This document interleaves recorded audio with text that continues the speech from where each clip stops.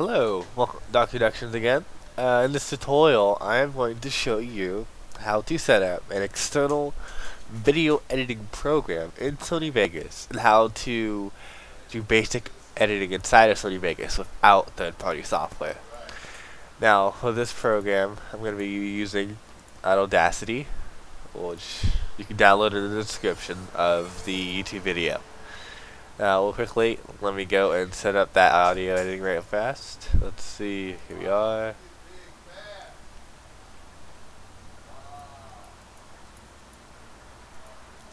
Oh, here it is. Oops, I haven't tried to do this in such a while. I wouldn't recommend a shortcut. I would do a direct. That's all you do. Save it. Now I'll quickly put a track in. Let me find one from my music folder.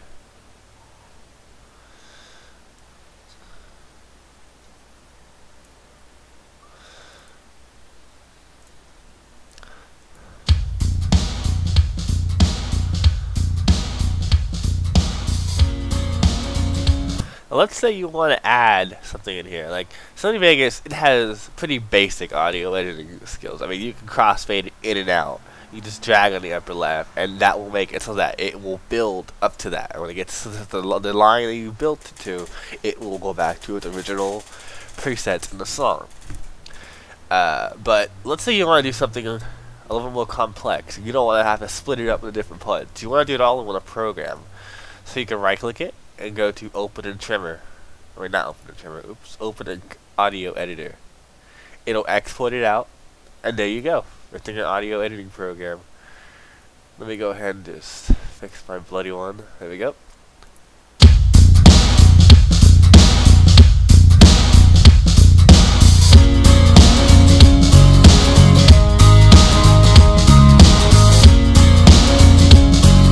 So there's the track right now. Now we can edit it in here, then export it, and re-import it into Sony Vegas, and it's seamless. You don't have to find the file, open up the program.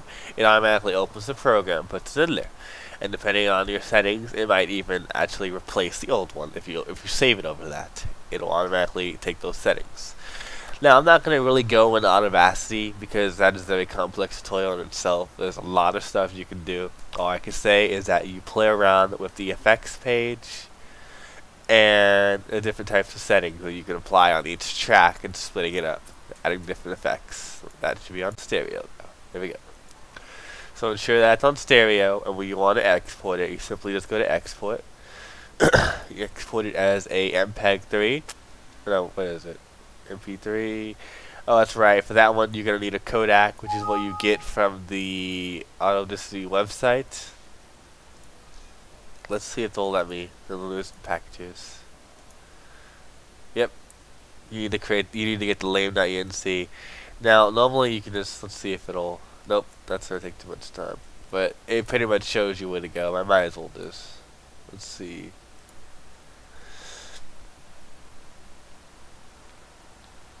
Alright, here we go.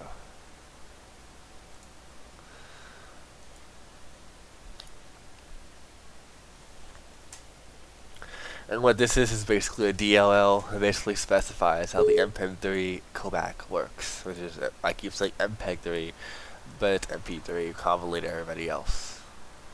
So, I'm going to browse for this now. It's going to be in the, let's see, lame folder. Yes, lame. Hit OK. And it'll export. And of course, I'm actually at 128 kilobytes. You need, if depending on the song, it's already bitrate. You need to increase. You need to export it at the same one, so you do not lose the fidelity and the quality of the song. So there it is on my desktop. Now, obviously, I didn't do anything to it, but I just basically showed you how to put it into an external audio editor and do what you need to do on it. Now, besides that, if you want to do everything inside the engine and you want to make different types of customizations, you could always break it up. And how I'm breaking it up is I'm tapping wherever this line is at, you hit S, and it will split the file. Whatever is below it and selected. Only one track at a time, unless you have all the tracks selected, like if you had one under here, and you selected all of them, you hit S, it would cut all of them. Now this can be useful if you're doing a presentation. You want to cut off some segments, put different songs on each one. I'm just showing you different applications for this. There's even an audio bus editor with the audio effects, and you can insert customizations the way you want some sounds to play. You can override and add different instruments. You can change the pitch, the track EQ. Let's see, and then another little hidden tool is, let's see if I can find you real fast. This is the mixer. And the mixer is kind of a, this allows you to control the overall sound, so that when you output, you can increase the song. When you're doing music editing, you never want to adjust this, but if it's vocals and you want to do narration, you want to increase this sometimes, depending on if you don't want to re-record, and make sure it does not kill your distortion and create it.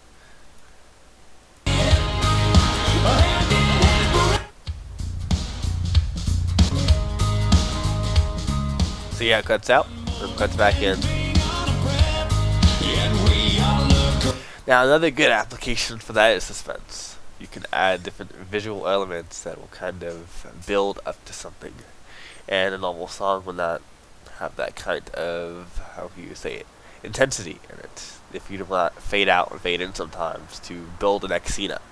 There's also I do video editing, and I find that is very useful for building up suspense on some highs and lows that you cross-fade it out for a moment, and then it builds up, and it shows you the next thing, and then it comes back up and regains to its proper tempo and EQ, and it's back to its full song.